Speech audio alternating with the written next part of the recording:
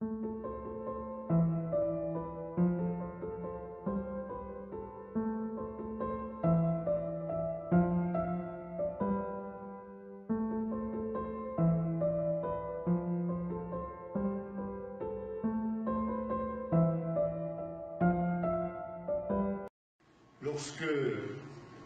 vient la fin de l'été, que les gens rentrent de vacances, début septembre, fin début septembre, etc., moi, il me faut 3 mois pour remettre l'Église sur les rails. Les gens sont complètement déboussolés spirituellement. Parce que pendant 15 jours, 3 semaines, 1 mois parfois, maintenant il y a vous savez, comment est-ce qu'on appelle ça, depuis qu'on a les 35 heures, ouais, c'est ça, les RTT, tout ce que vous voudrez, les congés supplémentaires. Eh bien, là, si vous voulez, les gens mettent Dieu en vacances. Et puis, ils vont s'amuser. Ils vont se divertir. Les vacances, c'est vraiment le temps du divertissement. C'est mon temps à moi. C'est le temps où je fais ce que je veux. C'est le temps où je me paye du bon temps, justement. Et par conséquent qu'on ne vienne pas m'embêter avec telle ou telle chose. Et vous avez des chrétiens qui peuvent partir en vacances 1 mois, 15 jours, 3 semaines, ils ne mettront pas les pieds à une réunion, ils ne mettront pas les pieds dans une église.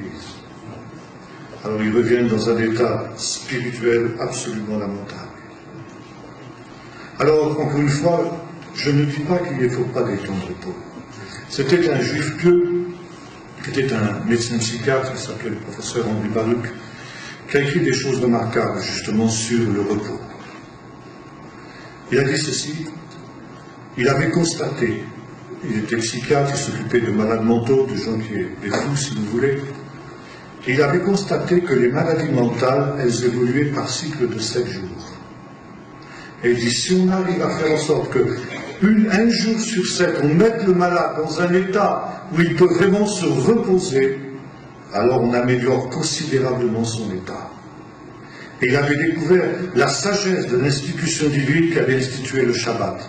Tu travailleras 6 jours, et le 7e jour, tu te reposeras. Et il avait fait une constatation très intéressante. Il avait lu que dans le texte biblique, il nous a dit ceci.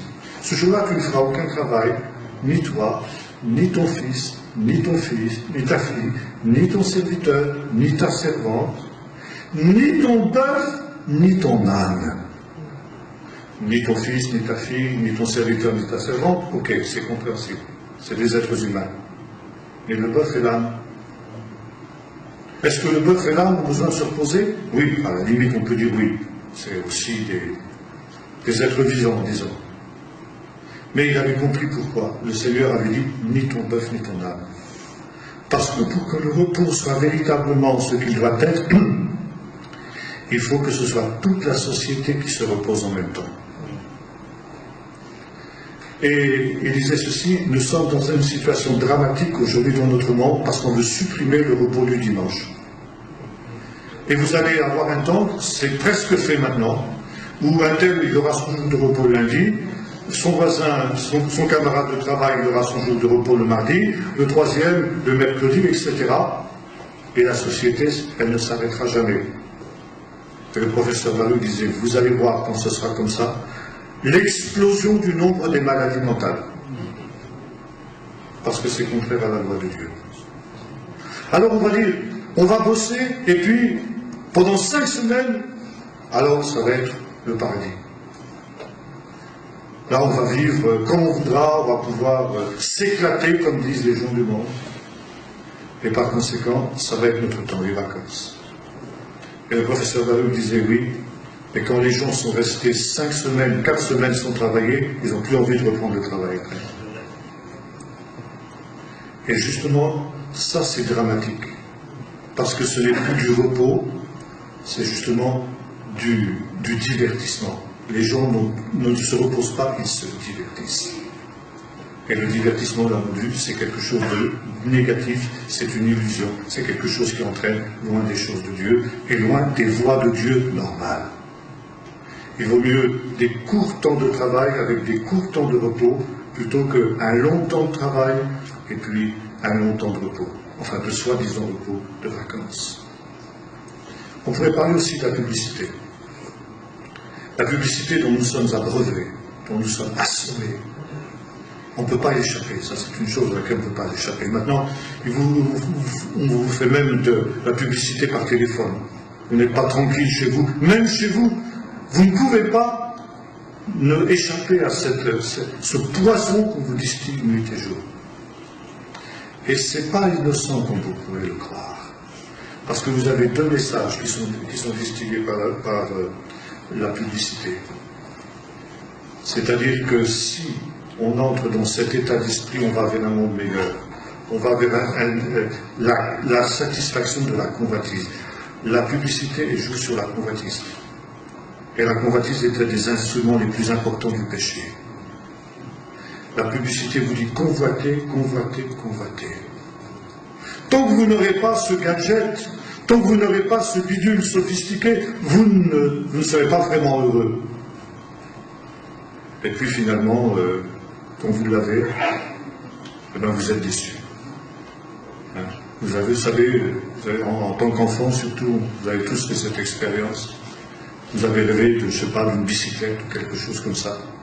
Et quand vous avez la bicyclette, vous faites 2 petits tours dessus, puis après vous la mettez de côté, ça ne vous intéresse plus. La convoitise, c'est quelque chose de trompeur. Et c'est la racine de tous les maux, c'est la racine du péché. La convoitise, vous trouvez ça aussi dans l'histoire de Tamar et Amnon, vous vous souvenez, Amnon qui était un des fils de David, qui était tombé amoureux d'une très belle jeune fille, s'appelait Tamar, mais ce n'était pas pour l'épouser, ce n'était pas un amour pur, comme un jeune homme peut avoir d'une manière normale vis-à-vis d'une jeune fille, c'était une convoitise charnelle. Et alors son frère a dit, mais écoute, t'as qu'à demander à l'épouser si tu l'aimes. Non, non, ça ne l'intéressait pas. Ce qu'il voulait, c'était abuser d'elle. Et un jour, il lui a tendu un piège pour le faire. Et quand il est arrivé à ses fins, il s'est dit, après, sa haine est devenue aussi grande qu'avait été son amour pour cette fille. La convoitise. Et la publicité joue sur la convoitise. Elle excite votre convoitise. Elle vous pousse à acheter des gadgets dont vous n'aurez absolument pas besoin, qui vont vous séduire, qui vont vous amuser et qui vont vous divertir. Et vous allez entrer dans ce monde de divertissement, vous allez avoir plein d'objets qui ne servent strictement à rien, qui sont vains, qui sont inutiles et qui vous encombrent l'esprit qui vous occupe. Ça, c'est aussi un des pièges de l'ennemi, cette dictature, une dictature visuelle de la publicité par l'image. On piège les hommes par ce moyen-là. Je vais évoquer rapidement 2 ou 3 autres objets. Le sport. Alors le sport aussi est aujourd'hui un des moyens de divertissement essentiel. Alors je ne dis pas pour une fois que le sport soit forcément une chose mauvaise. Paul nous dit que l'exercice physique est utile à peu de choses. Mais c'est utile. Et c'est vrai que faire un peu de sport, c'est pas mauvais du tout, au contraire. Et pratiquement, il faudrait que chacun d'entre nous en fasse. Et on n'a plus le temps de faire justement d'exercice physique. Ça, c'est au point de vue de la santé physique, c'est tout simplement ça. Mais aujourd'hui, les sportifs, excusez-moi, ce sont des sportifs en fauteuil. Des sportifs devant la télévision, qui regardent justement les grands événements sportifs. La coupe de football, la coupe de rugby, le Tour de France, que sais-je encore, les courses automobiles. Je me souviens, il y a plus longtemps, d'une caricature très, très, très suggestive, où on voyait, c'était l'été au moment du Tour de France, et on voyait, il faisait chaud, on voyait au sommet d'une grande côte, un groupe de spectateurs qui étaient là, assis dans des chaises longues, en train de boire des rafraîchissements, manger des petites choses. Et puis on voyait les coureurs qui montaient la côte en pédalant, en suant. Et puis il y avait un qui disait « un peu d'air, feignant !» Enfin, lui, il était assis dans son fauteuil. Vous voyez, on est des sportifs en fauteuil. Mais le sport, c'est quelque chose qui aussi occupe l'esprit des hommes nuit et jour. Après, la coupe de football vient de se terminer, on commence le mondial de rugby. Après, c'est à peine terminé les Jeux Olympiques. Pas de repos. Vous avez toujours un événement sportif qui en cache un autre et qui succède à un autre. Encore une fois, je ne dis pas que si vous avez envie de vous détendre, vous aimez le foot, vous n'avez pas le droit de vous intéresser à un match de foot, etc. Non, c'est pas ce que je veux dire du tout.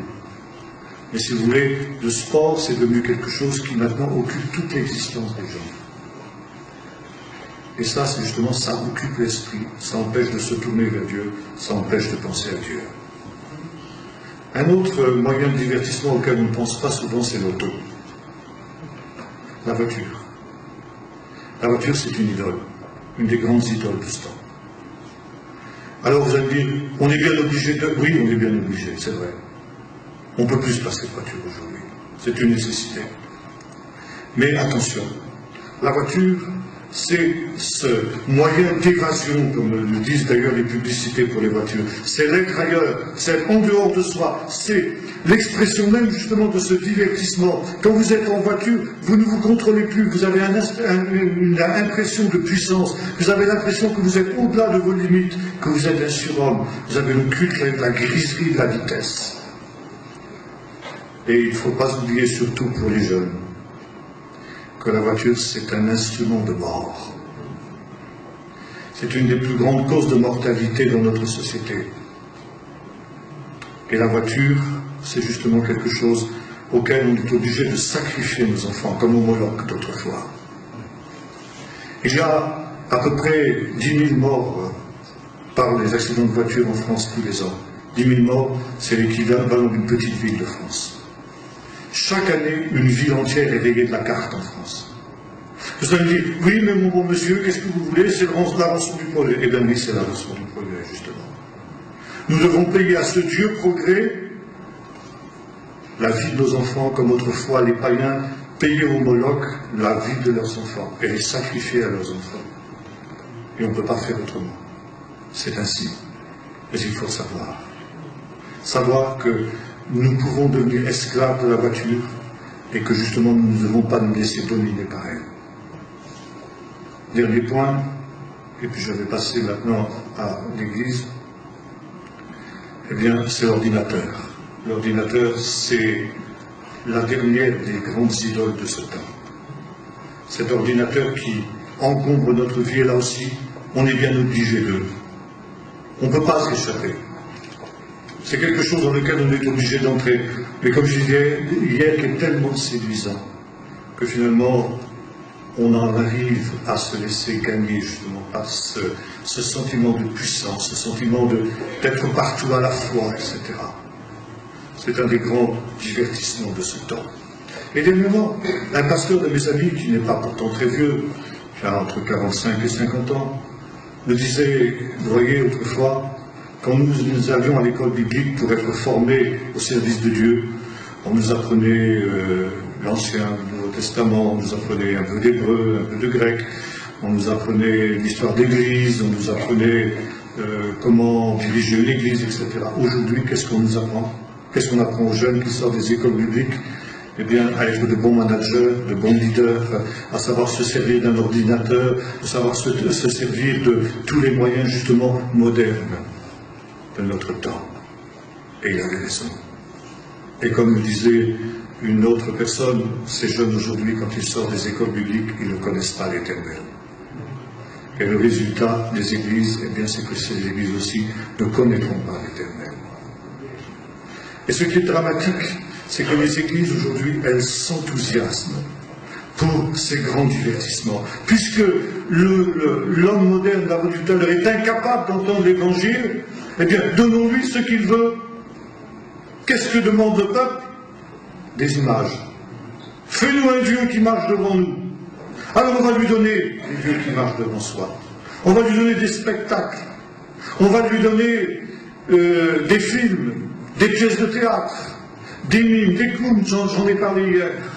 Mais même des cultes festifs, où le spectacle est dans la salle. C'est votre apôtre, le pasteur de Cossec, qui nous racontait que déjà il y a bien longtemps de cela, il était aux États-Unis dans une église évangélique, et soudain c'était comme une salle de théâtre, et soudain le rideau s'est ouvert, il y avait une scène, et soudain le pasteur est arrivé sur une moto, pétardant sur une moto, habillé en cow-boy. Il a tiré 2 pistolets de sa poche, il a commencé à tirer en l'air, et il a commencé à prêcher l'évangile. Bon, c'était caricatural, mais si vous voulez, c'est l'idée. Puisque les gens ne sont plus capables d'entendre l'Évangile, apportons-leur l'Évangile d'une manière divertissante, d'une manière agréable, d'une manière qui aille dans leur sens. Et aujourd'hui, justement, effectivement, vous avez beaucoup de chrétiens qui sont des chrétiens d'essence. On va dire, oui, mais ça marche, mais qu'est-ce que ça provoque comme chrétien? Est-ce qu'il y a des véritables nouvelles naissances? Non, ce sont des adhésions d'un temps. Hier, il y avait un monsieur qui téléphonait au pasteur chez qui je me trouve, et qui avait marché avec le Seigneur pendant un certain nombre d'années, qui disait, moi je ne viendrai plus maintenant parce que ça ne m'intéresse plus. Il n'y avait pas de raison, il n'y avait pas eu de problème, simplement, il allait faire autre chose. Il avait été pendant un temps là-dedans, ça l'avait intéressé pendant un temps, puis maintenant il y avait quelque chose de plus intéressant. Alors il partait, tout simplement. Eh bien, est-ce que vous croyez qu'un tel homme a véritablement été converti? C'est pas possible. Le cœur n'a pas véritablement été touché. Et il y a justement cette volonté de s'amuser. Alors, j'entendais dire aussi que dans une certaine église, après le culte maintenant, eh bien, on offre l'apéritif avec différents alcools. Mais vous vous rendez compte de quel blasphème, à quel degré de déchéance on est arrivé? Et alors on préfère justement écouter ces choses-là pour pouvoir être agréable à tous ceux qui sont autour de nous, en disant peut-être que comme ça, ils vont écouter l'Évangile.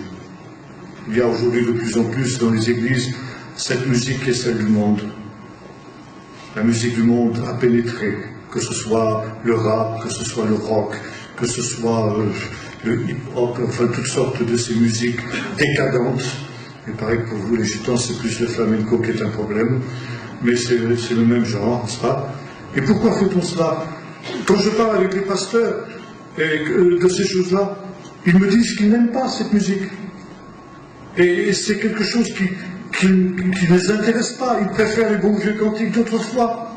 Mais qu'est-ce que vous voulez? Pour gagner les jeunes et pour garder les jeunes dans l'église, on est bien obligé d'eux. Mais non, on n'est pas obligé d'eux. Et là, on ne se rend pas compte que ça entre aussi dans ce divertissement. Les jeunes viennent là pour... comme tout, il faut que ça bouge, je disais. Moi, il faut que ça bouge, hein, vous savez. Il faut s'amuser, il faut s'éclater. Et on vient parfois dans une espèce de transe. C'est très dangereux d'ailleurs, parce que ça ouvre la porte à des puissances diaboliques. Mais les pasteurs sont trop faibles, ils n'osent pas dire non, parce qu'ils ont peur de perdre les gens. Et ça, c'est un drame. Et donc, vous voyez, ce qu'il y a dans cette situation, c'est qu'on arrive à se détourner véritablement de l'Évangile. Le peuple s'assit pour manger, pour boire, et il se levait pour se divertir. Et on croit comme ça, on est très sage, mais on s'éloigne des choses de Dieu. On fait la voie de l'adversaire, et jusque dans les églises, maintenant, il y a cet esprit de divertissement qui s'instaure. Et Jacques Ellul avait raison de dire le plus grand danger de l'Église du XXIe siècle, ce sera le jeu, le divertissement. Alors, divertissement, ça veut dire, encore une fois, s'écarter de l'essentiel, s'écarter de la parole de Dieu. Et parce que justement, on est intéressé par des divertissements qu'on met sur le compte de Dieu, des saints divertissements. Dieu est absent, Dieu se retire, Dieu s'en va. Comme lorsqu'Israël avait péché, Israël s'était tourné vers les idoles des nations à l'époque du prophète Ézéchiel. Le prophète Ézéchiel avait vu la gloire de Dieu, le Saint-Esprit, la kavod, qui quittait le temple. Et le temple était vide. Et on disait, c'est ici la maison de l'Éternel, c'est ici le temple de l'Éternel. Et l'Éternel n'était plus là. On vivait dans l'illusion. Parce qu'il y avait du bruit, parce que ça bougeait, comme on disait tout à l'heure. On disait, mais le Seigneur est présent, c'est le réveil. C'est un faux réveil. C'est une illusion de réveil. Dieu n'est plus là. La gloire est partie. Il cavote, ça se dit en hébreu. La gloire est partie. Et dans beaucoup d'églises aujourd'hui, la gloire est partie. Dans beaucoup d'églises, le Seigneur se tait. Le Seigneur ne parle plus. Il ne parle plus, non pas parce qu'il n'a plus rien à dire, mais parce que les gens n'écoutent plus. Ils ont détourné l'oreille de l'essentiel. Ils ont détourné l'oreille de la vérité pour se tourner vers des chimères, vers des illusions. Alors Dieu se tait. Et le professeur Fousser, dont je vous parlais hier, qui était mon professeur du Nouveau Testament à Jérusalem, disait, il y a déjà 40 ans de cela, un temps viendra où les chrétiens mettront Jésus en dehors de leurs églises. Alors on disait, mais c'est pas possible. Si, c'est écrit, il disait, je me tiens à la porte et je frappe.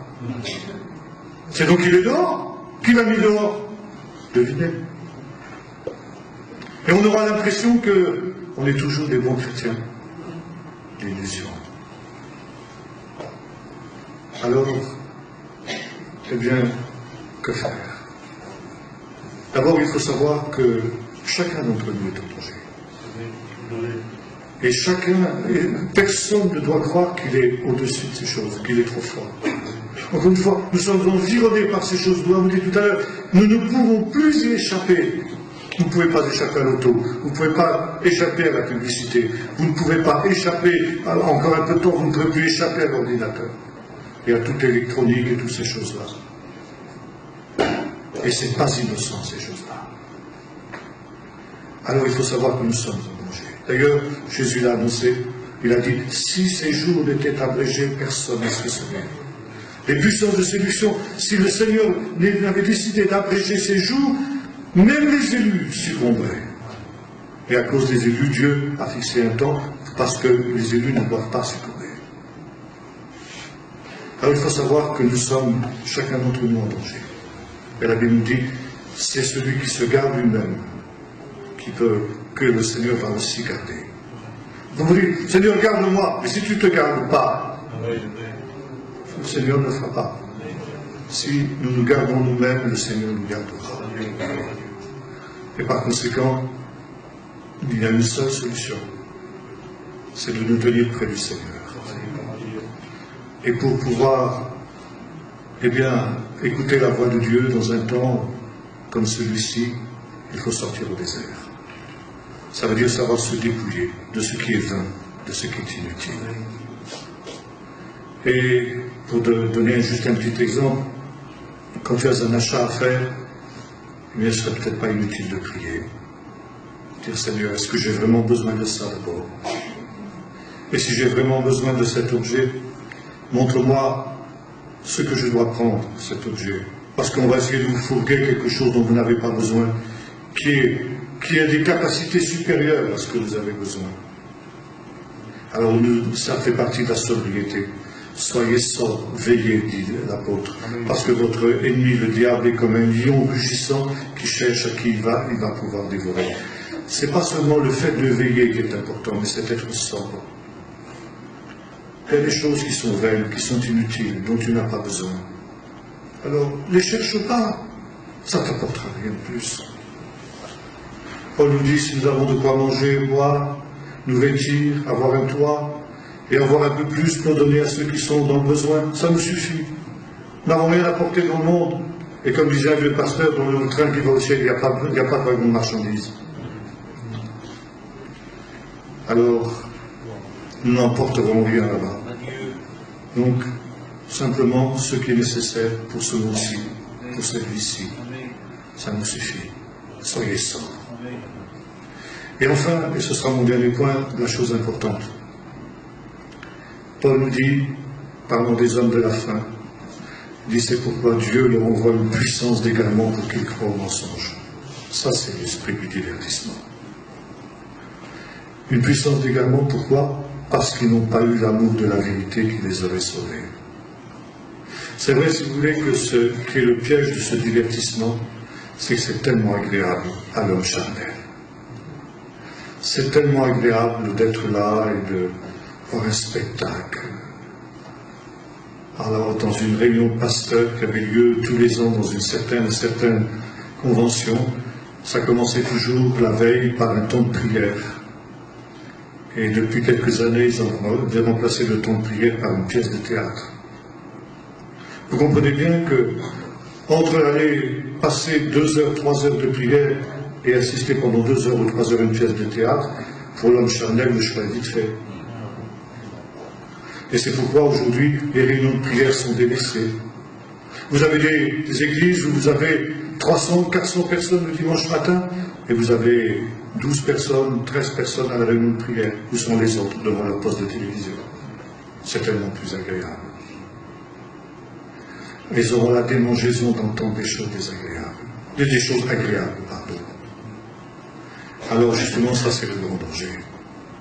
Vous savez, Satan ne nous abatte pas avec des choses qui ne nous touchent pas. Ça touche les sens. Et c'est ça justement qui fait la difficulté de vivre dans un monde comme celui-ci. Savoir dire non. Savoir dire non à des choses qui seraient pour notre chair ce que notre chair demande, ce que notre chair recherche. Savoir que derrière il y a cette puissance des ténèbres, il y a cette volonté des pouvoirs publics de nous asservir, de nous aveugler, de nous anesthésier, comme nous disions tout à l'heure, et de nous empêcher surtout, derrière il y a la puissance de l'adversaire qui cherche à nous détourner de Dieu. Avoir l'amour de la vérité suffisamment fort pour avoir la force de dire non à ces choses. Et pour pouvoir dire, je choisis la voie de la vérité, et je me détourne de toute voie de mensonge. Je hais toute voie de mensonge, comme disait David. Alors, est-ce que tu aimes suffisamment la vérité pour ça ce soir? Est-ce que tu aimes suffisamment la vérité pour renoncer à toutes les richesses de l'Égypte, comme l'avait fait Moïse, qui avait abandonné toute cette gloire, ce faste, cet amusement qu'il avait à la cour du Pharaon, pour faire l'œuvre de Dieu et aller libérer ses frères, parce qu'il voyait ce qui était invisible. Alors, est-ce que nous avons ce courage? Est-ce que nous avons cette volonté de choisir ce qui est juste? Et le Seigneur dit aujourd'hui, comme il disait à Israël, j'ai mis 2 chemins devant toi. 2 chemins larges, 2 chemins faciles, 2 chemins agréables, sur lesquels beaucoup de gens marchent et qui conduisent à la mort, à la perdition.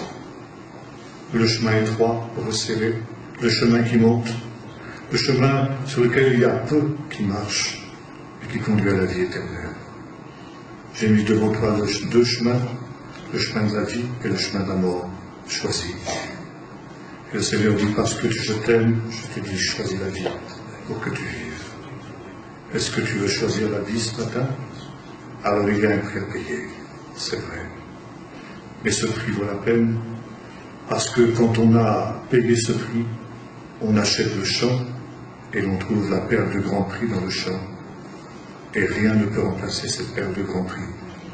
Parce que le monde passe, sa convoitise aussi, mais celui qui fait la volonté de Dieu subsiste éternellement. Il aura un trésor dans le ciel. Va, vends tout ce que tu as et viens sur moi et tu auras un trésor.